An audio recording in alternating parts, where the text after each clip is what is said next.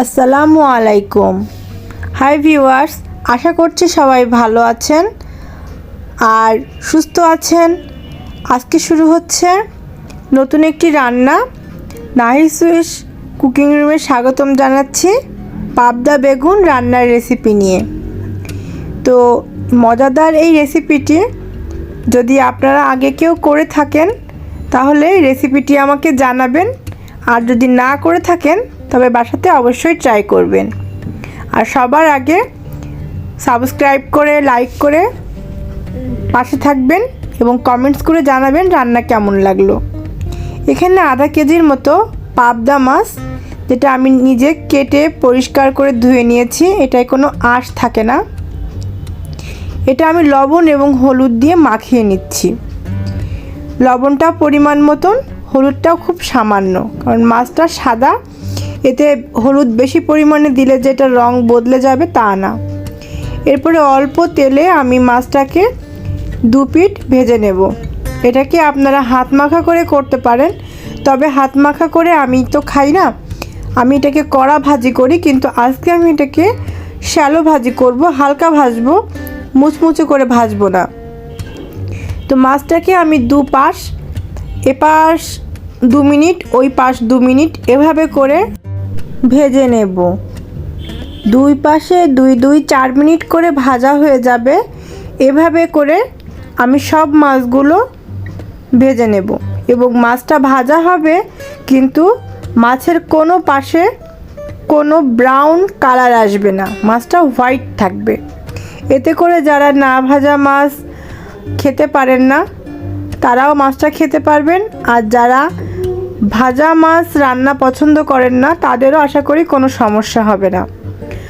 আর মাছটা ধোয়ার আগে আমি ভালো করে লবণ দিয়ে আধা ঘন্টা মাখিয়ে রেখে কচলে ধুয়ে নিয়েছি, সেহেতু মাছের আঁশটে গন্ধ আসার প্রশ্নই আসছে না।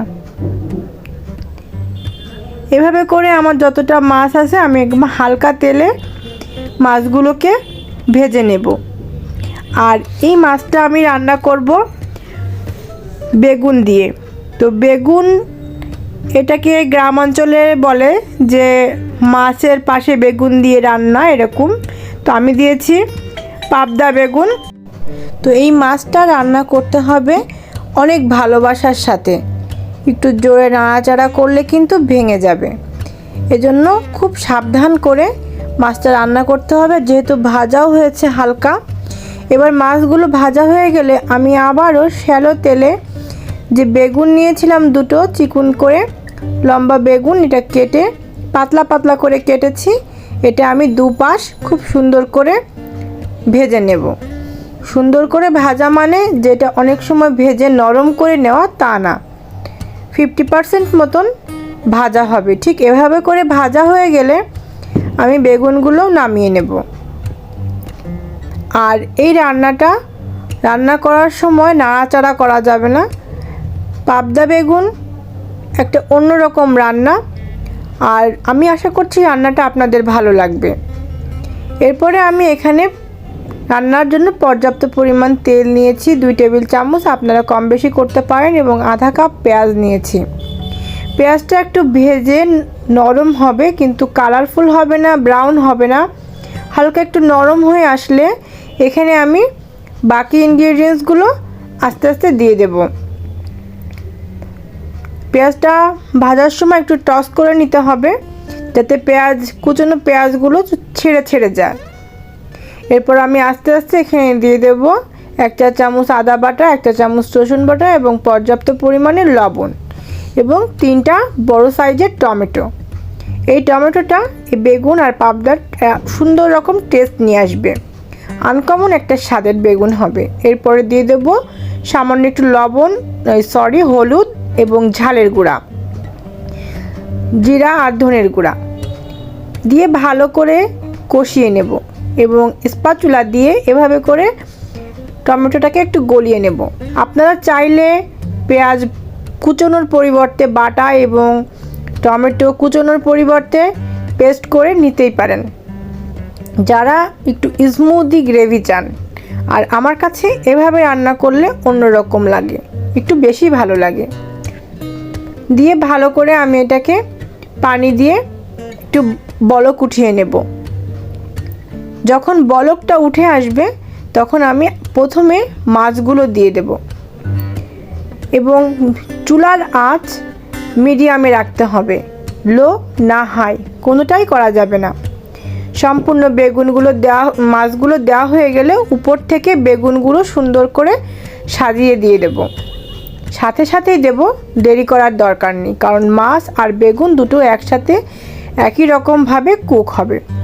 এখানে মাছও হাফ ভাজা, বেগুনও হাফ ভাজা। সব দেওয়া হয়ে গেলে এখানে 3-4 মিনিট মতন ঢেকে রাখবো।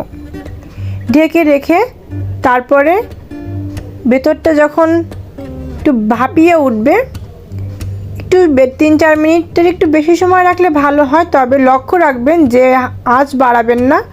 আঁচ বাড়িয়ে দিলে কিন্তু তলা থেকে পুড়ে যাওয়ার সম্ভাবনা আছে এবং এটা কিন্তু স্প্যাচুলা দিয়ে নাড়াচাড়া করা যাবে না। উপর থেকে আমি ক্যাপসিকাম এবং কাঁচা ঝাল চেরা ছিটিয়ে দিলাম, দিয়ে আবার 2 মিনিট ঢেকে রেখে হালকা করে একটু নাড়িয়ে দিলাম। উপর থেকে ধনেপাতা কুচি ছিটিয়ে দেব আর কড়াইটা এভাবে ঝাঁকিয়ে নেব যাতে নিচে লেগে না যায়। যেহেতু মিডিল আঁচে রান্না হচ্ছে সেহেতু লাগার সম্ভাবনা একটু কম। তো এবার ঢেকে দিলাম। এভাবেই হয়ে যাবে আমার পুরো রান্নাটা। তারপরে আমি কিছু সময় দমে রেখে ঠান্ডা হলে খুলে দেখাবো।